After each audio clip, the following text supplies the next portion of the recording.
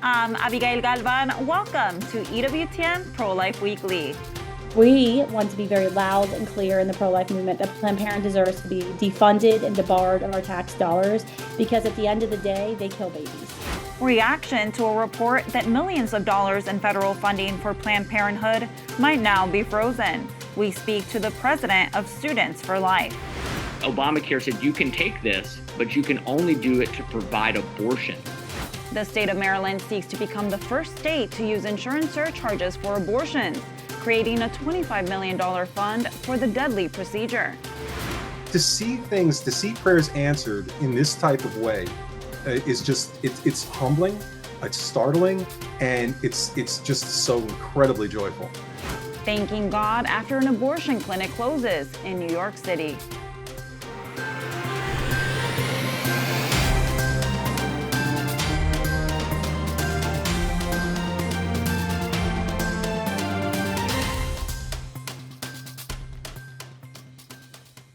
Tens of millions of dollars in federal funds for Planned Parenthood could be frozen. That's according to a report by the Wall Street Journal. Some $120 million in grants for family planning organizations will be on hold while the Department of Health and Human Services investigates the recipients of these funds. They are looking to see if recipients comply with President Trump's executive order on diversity, equity, and inclusion. That order prohibits funds being used on DEI programs. Kristan Hawkins, president of Students for Life, joins us to talk about this report. Kristan, the Department of Health and Human Services distributes these grants under their Title X program, which gives funding for family planning services. Lay the groundwork about these Title X. Not all of these services are pro-life, correct?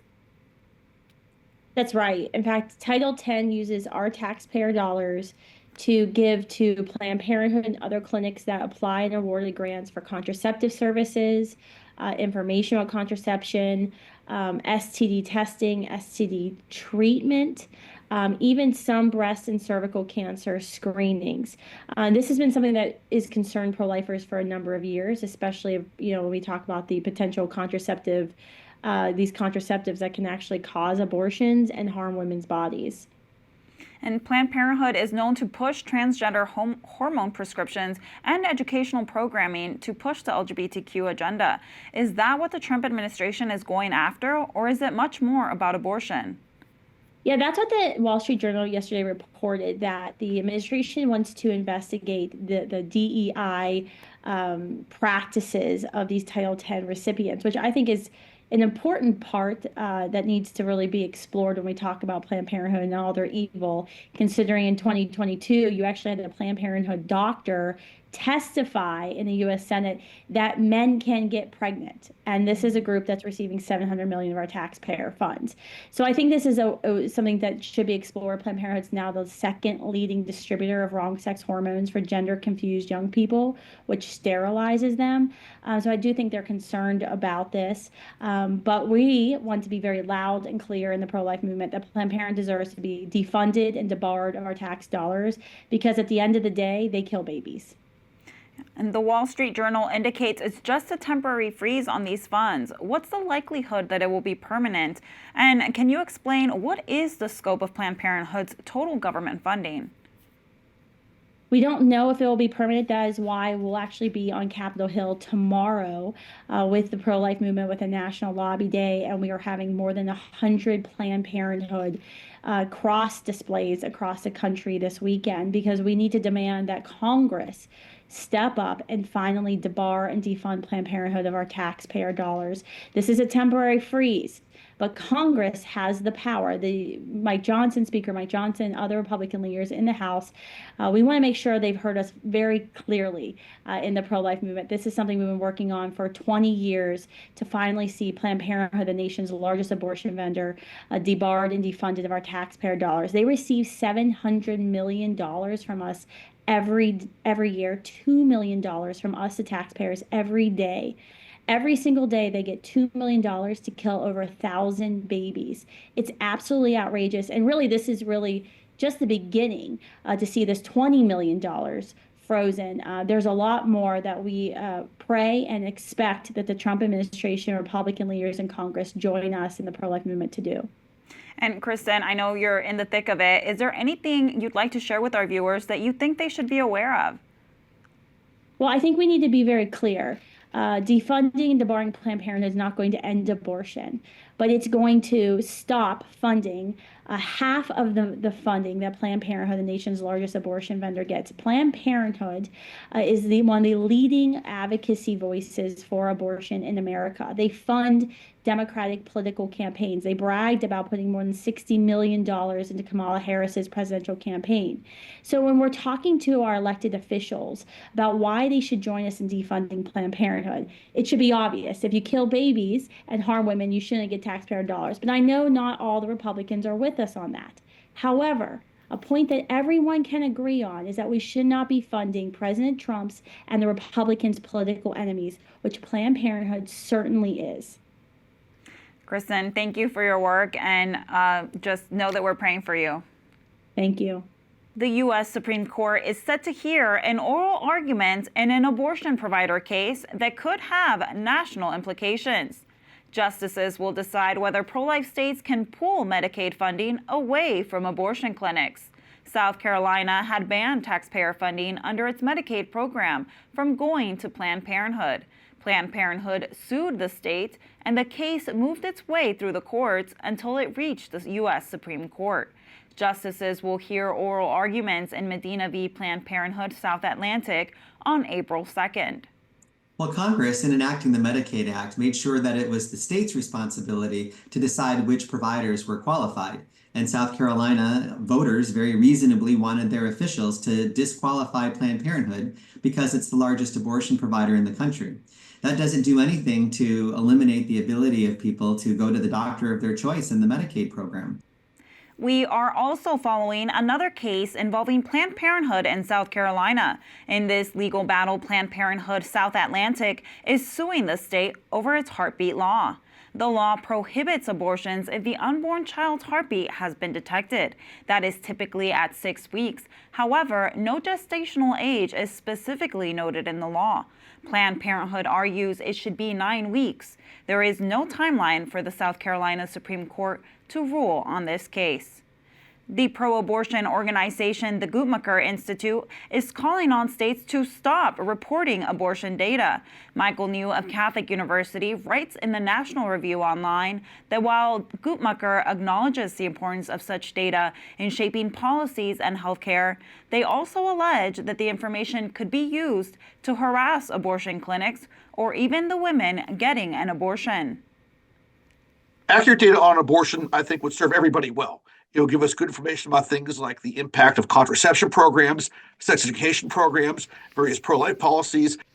The Centers for Disease Control is the national agency that collects abortion data. However, multiple states like California and Maryland don't submit information. The data that is collected from participating states is incomplete, lacking information like the gestational ages of the babies who are killed and the ages of the mothers. The Attorney General of Texas has filed the first abortion-related criminal charges under the state's pro-life laws. AG Ken Paxton arrested 48-year-old Maria Margarita Rojas for providing illegal abortions and illegally operating a network of clinics in the Houston area.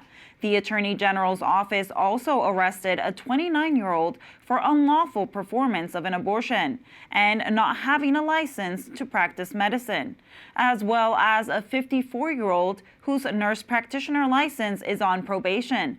She is charged with conspiracy to practice medicine. Senate Bill 848, Senator Gazzone, Public Health Abortion Grant Program Establishment. Senate Bill 848 is on third reading for final passage. With 29 votes in the affirmative, Senate Bill 848, having received a constitutional majority, is declared passed. Maryland is set to become the first state to use insurance surcharges for abortions. The Maryland State Senate passed a bill that would establish a public health abortion grant program, tapping into some $25 million collected by Affordable Care Act insurers. A similar version of the bill passed in the State House last week. It was an emotional scene in the House on both sides of the aisle after two delegates expressed their views on the legislation. Let's take a listen. As someone who has had a transvaginal ultrasound and had an ectopic pregnancy, You do not get those sounds out of your head. It was a medical emergency, and it is not the government's business about what happens to my body when I am meeting with my doctor, and we should not be legislating this stuff. My niece had a transvaginal ultrasound. Her baby was the size, actually smaller than the size of this bottle. She was told that she should abort the baby because of all of the potential health implications that faced him. He is 4, and he is fantastic. I'm standing for him and for the women that should have the opportunity to make the choice of life. Dr. Sandy Christensen, a member of the American Association of Pro-Life OBGYNs, issued a statement in response, writing, "Ectopic pregnancy is a tragedy, and my heart goes out to any woman who experiences it. It is important to note that treating an ectopic pregnancy is not the same as induced abortion, which is the intentional killing of a preborn child. Physicians understand this distinction, and thankfully, so do state abortion laws, none of which impede physicians from rapidly addressing this potentially life-threatening condition the way they were trained to do." The two bills must now be reconciled by the State House and Senate before a final version is sent to Maryland Governor Wes Moore's desk to be signed into law. If Moore signs it into law, it would take effect on July 1st. I spoke with Maryland Senate Minority Whip State Senator Justin Reedy, who is a staunch pro-life advocate, about the moves to create this abortion fund. Take a look. Senator Reedy, thank you so much for joining us. Could you tell us what are the implications of this bill should it pass? Well, it will take money that has been collected from Maryland, all Maryland insurance ratepayers, and have it go directly to funding abortion in abortion centers around the state of Maryland, with no limit, by the way, on whether it's used even to do abortions for in-state residents and ratepayers themselves, or whether it's going to be used, it's likely going to be used, a lot of it, for out-of-state people coming to Maryland to have an abortion. And are there reasons this money can't be used to support life and pro-life pregnancy centers, or any other medical issue for that matter? Well, it's really sad because no, actually, what happened was when Obamacare passed in 2010, this was a provision of Obamacare. It's like a reverse awful Easter egg, Obamacare. Every time you think you've learned all the bad things about it, you find out years later that there's even more bad stuff. This was a provision of Obamacare that allowed for a state to do this, to take, basically Maryland insurance ratepayers have been paying $1 a month into this fund for years. But Obamacare said you can take this, but you can only do it to provide abortion. So it's really very quietly sinister. And I didn't even know as a state lawmaker that this was necessarily how the law worked, or that this was happening, much less people who were getting it out of their, it's in the fine print apparently on your insurance bill somewhere, but it's definitely very hidden. And so this is $12 a year out of Maryland ratepayers' pockets that can only be used to fund the abortions. And it's abortions. Maryland's law allows abortion at any stage of pregnancy. That's very disturbing to hear. What would be your message to the people of Maryland? Well, number one, I would suggest people contact, first of all, if you don't know who your state senator and state delegate are, those are state representatives in Maryland are called delegates in the House of Delegates. One thing I have found is a lot of Maryland folks focus a lot on national politics and government, which is understandable and very important. But knowing who your state legislator is very important. And number two, you should contact your state senator and member or members of House of Delegates and let them know how you feel about this, that this is wrong. There are other states that do this too, by the way. Not every state has done it, but there's a lot of the big sort of so-called blue states like California, New Jersey, and other places. So even your viewers who may be watching who aren't from Maryland, check this out, because it may be that your state's been taking money from you may have been paying a monthly fee on your insurance. And insurance is expensive enough, and you've been paying a monthly fee, possibly that's going to perform abortions. And so I would encourage Marylanders to contact their legislators and tell them you want this to stop. and that this is wrong. Unfortunately, like I said, I wish I could have offered an amendment to take the $25 million a year and put it spending on something else. We did try to offer amendments to collect statistics and to restrict its use but in a number of ways. But we were not able to offer an amendment to say, hey, take this to support pregnant mothers, needy pregnant mothers, which is what we ought to be doing as a state. So definitely contact your legislators, let them know just how important this issue is to you and that you're watching. And quickly before we let you go, are there any pro-life bills on the docket? There's not a lot that has a lot of hope of passing this year in Maryland. We have been putting forward a number of strong pro-life measures, including trying to guard against coercion, abortion coercion, which was another amendment we offered on this bill. We also have bills Maryland is one of only 3 states that doesn't have its state health department collect statistics even on how many abortions are performed.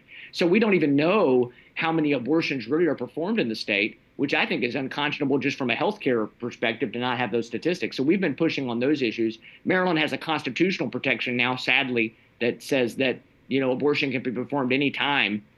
So there's not a way, so that's kind of an issue that's in our Constitution, but we need more transparency and accountability for the abortion industry in Maryland. And so we're trying to push to do that. Well, thank you for the work that you're doing, Senator Reedy, and we'll keep you in our prayers. Thank you very much. Thanks for having me on today. Ohio Right to Life has filed a complaint with the State Department of Health and the Medical Board against a company they say is circumventing the law by providing abortion services via telehealth. Ohio Right to Life says the organization, Hey Jane, provides the abortion medications misoprostol and mifepristone without an in-person visit. We found that offer on the main page of their website, where they promote abortion so-called care with no clinic visit needed. Ohio law requires physicians to be physically present at the location where the first of 2 doses of the chemical abortion regime is consumed. It is written in 2 parts of code law. However, a temporary court injunction is blocking one part of that law. There is currently a court injunction on that provision. We are working our way on contesting that, but that doesn't automatically mean it's legal. Saying that law is not being enforced is not open the doors wide open to say, please go ahead and offer 100% virtual consultations. They're not even guaranteeing it's going to be a video call with the physician. It could very well be a text interaction with someone whose license you never actually see to know that they're certified and qualified. The reality is these are very serious drugs. They can have complications. They can cause a great deal of problems. Hey Jane is a virtual clinic that operates in several states. It began offering services in Ohio in February. The state of Delaware is putting a pause on a law that targets pro-life pregnancy centers. The law, which would have gone into effect on March 26th, requires pro-life centers to display notices that their facilities do not have licensed medical professionals on staff, even when they do have licensed nurses on staff. Delaware Attorney General Kathy Jennings agreed to a court order to stop enforcement of the mandate while the law is challenged in court. Voters in Wisconsin have begun to cast their ballot in a crucial state Supreme Court race. The race will determine whether Democrats keep a slim majority in the state's highest court and continue a pro-abortion agenda. Democratic-supported candidate Susan Crawford has been an outspoken supporter of so-called abortion rights. As a private attorney, Crawford represented Planned Parenthood on several occasions. Republican nominee Brad Schimmel, who is backed by President Trump, has long been an advocate for life, pushing for strong pro-life laws in the state. Voters who hit the ballot box early in Eau Claire, Wisconsin, explained their stance on abortion and how it should be handled. I don't think I have the right to put myself into somebody else's shoes when making those kinds of decisions of abortion rights. And so I just feel that we need to, in Wisconsin, have the laws reflect the modern times. I believe in the sanctity of life, and I believe that Brad Schimmel is the one that's going to be able to carry that on. The final day of voting will take place on April 1st. calls for justice on Tuesday, which marked the third anniversary of the DC-5. The organization, called the Progressive Anti-Abortion Uprising, says 5 nearly full-term babies were recovered from the office of the notorious late-term abortionist Cesar Santangelo. They allege that the injuries these babies suffered suggest they were either aborted through federally illegal methods or left to die after being born alive. A protest this week in front of the Department of Justice called for an investigation and a formal autopsy of the remains, as well as a dignified burial. Louisiana State held its first nitrogen gas execution last week amid Catholic criticism. It was the first execution in the state in 15 years. Jesse Hoffman Jr. was convicted in 1998 of the kidnap, rape, and murder of a woman in New Orleans. The execution of death row inmate Jesse Hoffman was carried out by nitrogen hypoxia tonight, March 18, 2025, at the Louisiana State Penitentiary. Molly was brutally and mercilessly raped and murdered. She was only 28 years old. That was nearly 30 years ago. Tonight, justice was served for Molly Elliott and for the state of Louisiana. In a statement a month prior to Hoffman's execution, the Louisiana Conference of Catholic Bishops wrote, "We continue to pray for the victims and their families," and goes on to say, "No method of execution is acceptable, including nitrogen hypoxia, asphyxiation." Hoffman is the 7th death row inmate to be executed in the United States this year. Bishops in England and Wales have renewed their call to vote against assisted suicide bill that is expected to be voted on at the end of April or early May. We know that the elderly, the sick, the dying often feel very vulnerable, they're very afraid. And now with this possibility that there'll be those pressurizing them or trying to be coercive in ending their life, this would be an added burden. Bishops are urging Catholics to contact their local lawmakers to make their voice of opposition known. The Food and Drug Administration has announced a set of initiatives to ensure the safety of baby formula and other foods for children. Operation Stork Speed, as they are calling it, will begin a nutrient review process, which, although required by law, will be the first comprehensive update to review infant formula nutrients by the FDA since 1998. They will test for heavy metals and other contaminants and collaborate with the National Institute of Health to look at the long and short-term health outcomes linked to formula feeding. The FDA says it will be communicating regularly with consumers to ensure transparency. Still to come, thousands unite to call for protections for life in one New England state. Plus, may every mother know that she can turn to her local Catholic parish for help in her time of need. Celebrating an anniversary of a nationwide effort to support mothers. Those stories and more when we return.